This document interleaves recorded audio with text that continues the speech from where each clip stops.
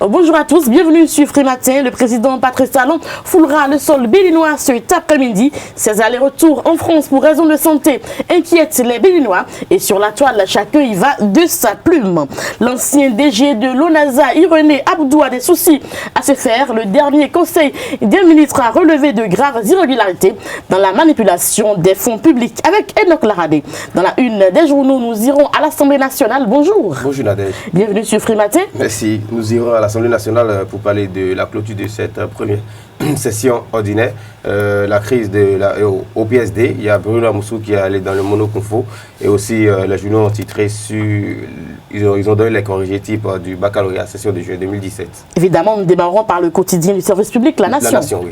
Et puis Bruno Amoussou, comme vous l'avez dit, sort de sa réserve. Le renard de Jaco Tomé pointe du doigt Emmanuel Golou et indique que c'est sa mauvaise gestion qui est à la base de la crise qui secoue le PSD. Aurel Kwasi également sur ce plateau. Avec elle, c'est le journal de Free Matin. Bonjour. Bonjour Nadège. Nous parlerons de... toujours à l'Assemblée nationale, nous donnerons plus de détails sur l'accord de prêt qui a été signé hier.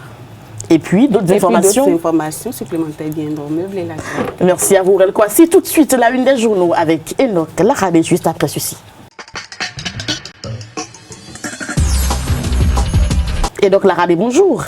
Bonjour Nadège, on démarre par le quotidien La Nation qui titre ce jour première session ordinaire de 2017 de l'Assemblée nationale. Les travaux clôturés faute de dossier puis fraternité, examen de fin d'année, les corrigés type du bac, le matinal, mauvaise gestion à l'ONASA, les taux se resserrent autour de Irénée Aboudou. On continue avec Matin Libre, gouvernance politique, Djogbenou, énième mensonge d'État, puis le Béninois libéré, contrairement à la prophétie noire de certains croque-morts qui l'ont vu dans le coma. Talon rentre ce après-midi. Libération, restructuration de Libecom, de Bénin Télécom Service et de Bénin Télécom Infrastructure, les raisons des réformes. Et puis le matin, après la destitution de Séverin Adjovi à la mairie de Ouida, Adjanon, Bokwe et Ningla prétendent à sa succession. L'investigateur du jour, Vérité des audits sur les primes à la Sonapra, plus de 400 millions perçus par les responsables en 3 ans. Puis Nord-Sud quotidien, baccalauréat 2017, voici les corrigés type Afrique Express pour finir, audit de gestion de l'ONASA à l'aide de la refondation des milliards de francs évaporés sans justif. Merci à vous, Enoch Laradé. Donc, on retient que c'est le PSD qui a fait la une des journaux aujourd'hui avec l'Assemblée nationale, donc, de Maître Adrien Roumbedji. Et puis, la destitution à la mairie de Ouida également retenue. Donc, les confrères et puis les audits à la Sonapra et autres structures. Les corrigés types du baccalauréat sont disponibles dans les journaux. Les journaux sont disponibles dans l'ensemble des kiosques sur toute l'étendue du territoire national. Le journal avec Aurel Kwasi. À nouveau, bonjour. Bonjour Nadège, bonjour à tous. La première session ordinaire 2017 vient d'être clôturée à l'Assemblée nationale. Au total, 16 lois ont été votées, 5 lois ordinaires et 11 lois portant autorisation et ratification d'accords de prêt dont le montant est évalué à plus de 149 milliards de francs CFA. Cette somme va servir à financer les projets inscrits dans le programme d'action du gouvernement du chef de l'État. Les résultats du brevet d'études de premier cycle sont révélés hier au plan national. Un tour dans quelques centres de composition de cet examen national a permis à nos reporters de constater des émotions diverses sur les visages. Suivons ensemble les impressions de quelques-uns rencontrés.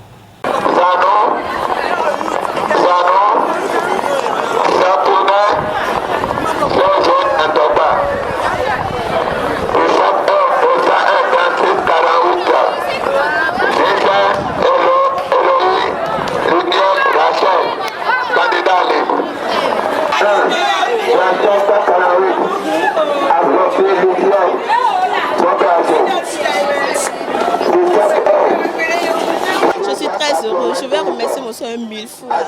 Parce que je ne sais pas comment je vais remercier mon soeur. Je ne sais pas, je vous assure. Je suis très fier d'avoir recevoir sur mon compte Facebook que cette année a bien porté pour le BPC.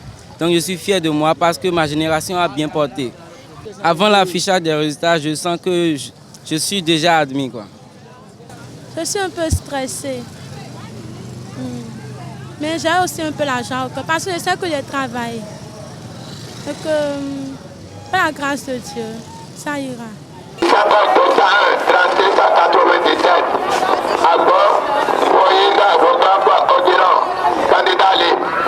Tout le monde n'a qu'à avoir le courage parce que les résultats, c'est les résultats, c'est pas la fin du monde. Même si quelqu'un n'est pas admis là, l'année prochaine est là pour lui. Donc nous on sait qu'on est déjà admis, c'est pourquoi on est là. La saison pluvieuse cause plusieurs dégâts aux conducteurs d'engins à 2 roues. Les essences frelatées qu'ils achètent au bord des voies regorgent pour la plupart du temps de l'eau, compte tenu des conditions de conditionnement pas du tout commodes aux intempéries de cette saison. Une situation qui constitue pour la plupart du temps une source de panne intempestive qui finit par engendrer de véritables dommages au moteur. Reportage. La saison pluvieuse fait des dégâts dans plusieurs secteurs d'activité. Les vendeurs d'essence frelatée n'y échappent pas. De l'eau mélangée à de l'essence, c'est le triste constat auquel les vendeurs d'essence sont impuissants. Pourtant, chaque année, ils prennent des dispositions. Pour éviter ça, il faut remplir la bouteille. Si on constate qu'il y a de l'eau dedans, souvent on constate que l'eau reste en bas de l'essence. Donc, on renverse la bouteille au sens contraire. Lorsqu'on renverse, l'eau vient en bas. Maintenant, on soulève au moins un peu la main pour faire sortir de l'eau. Parfois, l'eau reste en bas de l'essence et l'essence est en haut de l'eau. Bon, on soulève un peu la bouteille et on renverse ça de telle manière que l'eau va rester en bas.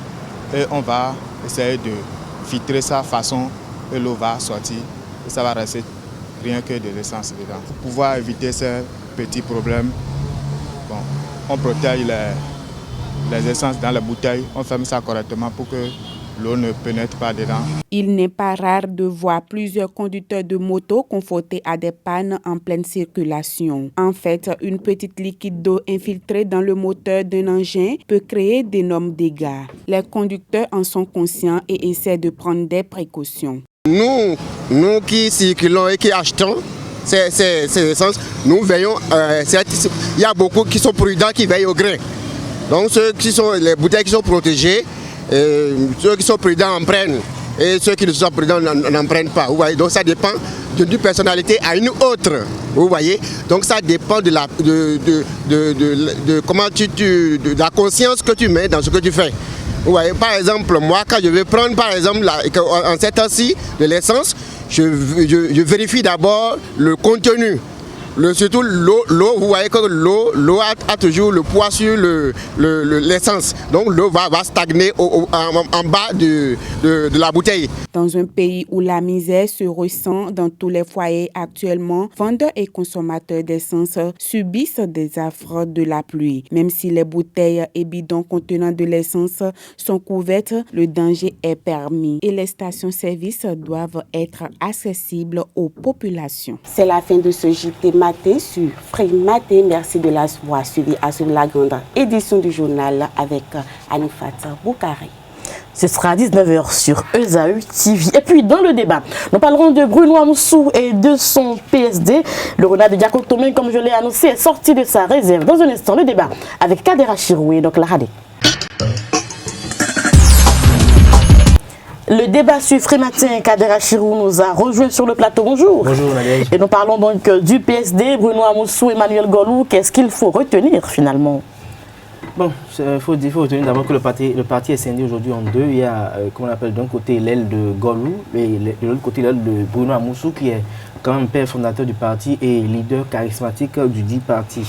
De l'autre côté, l'argument qui est brandi de façon que ce soit dans les coulisses ou de l'autre, c'est qu'il y a un ministre de la rupture qui voudrait quand même acheter à coup de billets de millions quand même ce parti politique, et Bruno Amoussou quand même veut un temps soit peu, comment on appelle, lui donner ce parti parce qu'il ne voit pas quand même Emmanuel Golou, comment on appelle, prôner les idéaux qui sont les siens Ça n'a pas les preuves de ce que nous disons. Il paraît. Parce que jusque-là... Quand on dit il paraît, quand même, je pense que ça fait partie des arguments que Bruno Amoussou même a évoqué quand même à ton week-end. Mais Bruno Amoussou a dit qu'il y a un ministre qui... Non,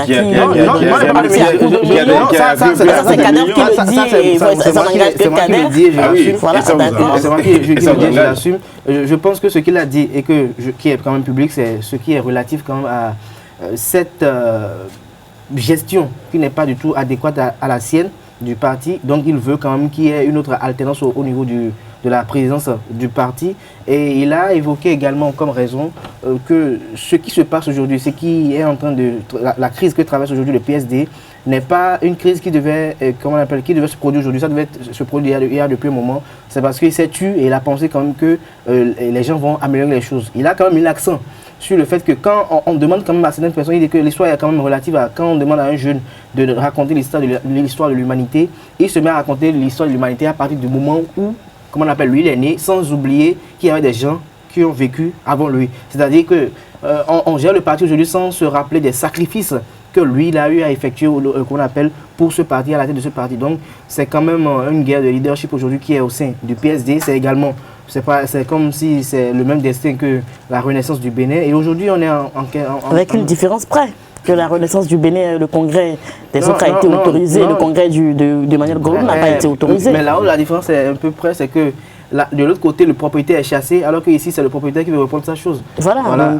Donc, c'est peut-être pas la même chose, mais là où peut-être les gens de l'aile de Golou voient quand même une émission comment on appelle, de l'exécutif, c'est quand aujourd'hui on voit que les journaux pro-gouvernementaux relayent de façon intempestive et de façon ardente comment on appelle, les activités de Amoussou Bruno relatives quand même à l'encontre de Emmanuel Golou. On se pose des questions de savoir c'est qui est réellement à la base, ce qui justifie quand même l'argumentaire que j'avais évoqué à l'entame de mon intervention. Lorsque l'on voit aujourd'hui Emmanuel Golou qui affirme qu'eux, ils ont quand même voulu organiser leur congrès extraordinaire parce que c'est ce que les fondeurs qui sont de l'aile de Bruno Amoussou ont demandé et que subitement, que Bruno Amoussou lui-même aille saisir la justice pour, qu'on a demandé une ordonnance pour qu'on puisse interdire le congrès et que la justice même, qui est censée être autonome, a pu donner ce verdict.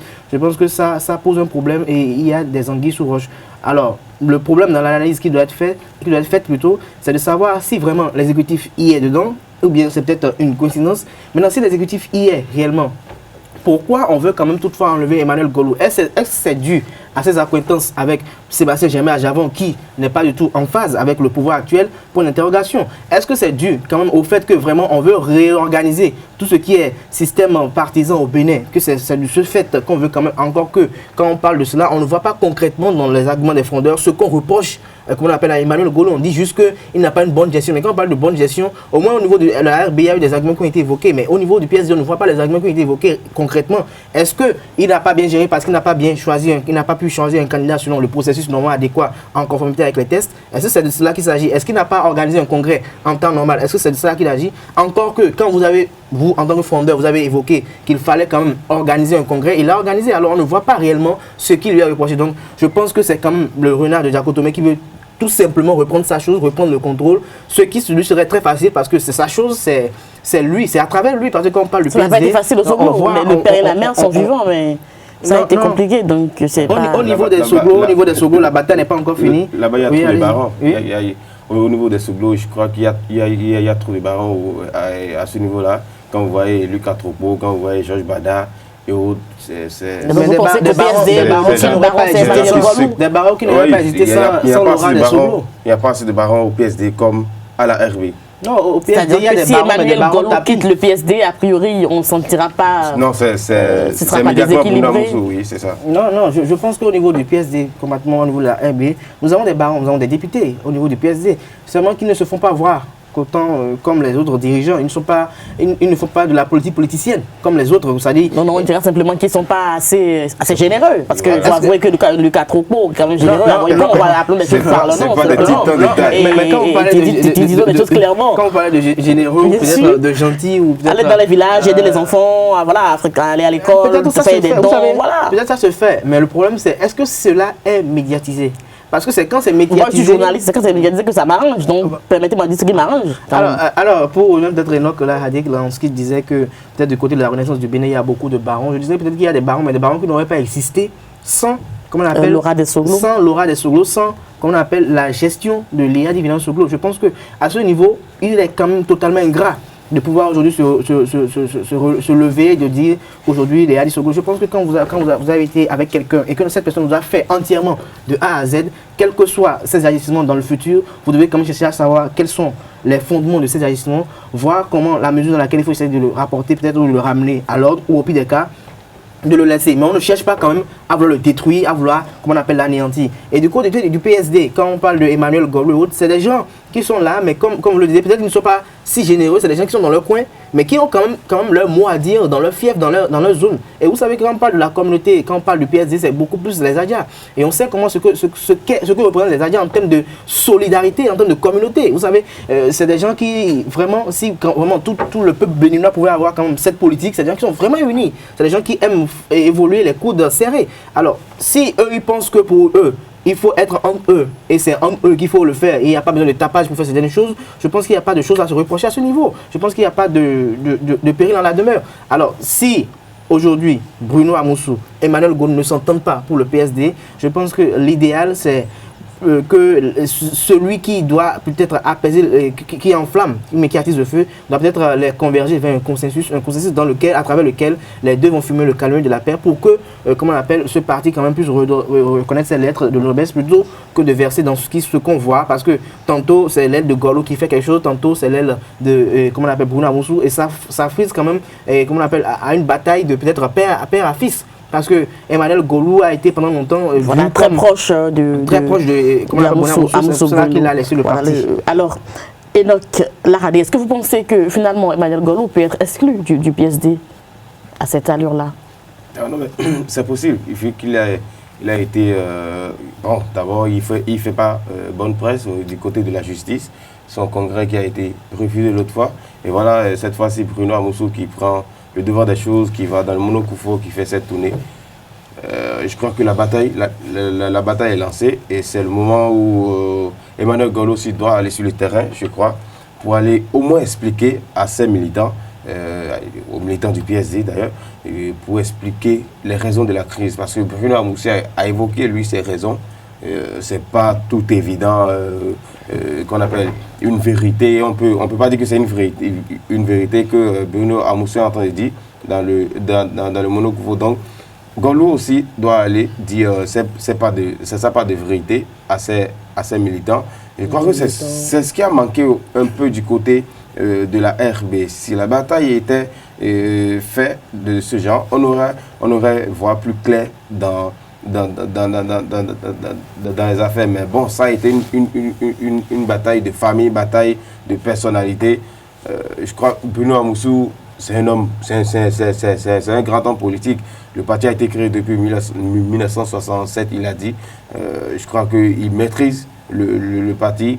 C'est pour ça qu'il est allé vite expliquer qu'on appelle ce qui se passe aux populations. Et là, cette fois-ci, il plonge Emmanuel Golou.